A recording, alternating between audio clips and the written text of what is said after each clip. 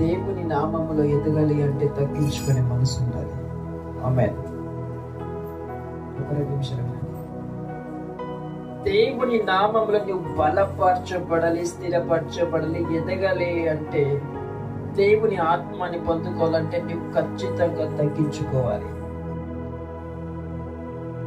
నువ్వు తగ్గించుకునే మనస్సు నీకు ఉండాలి.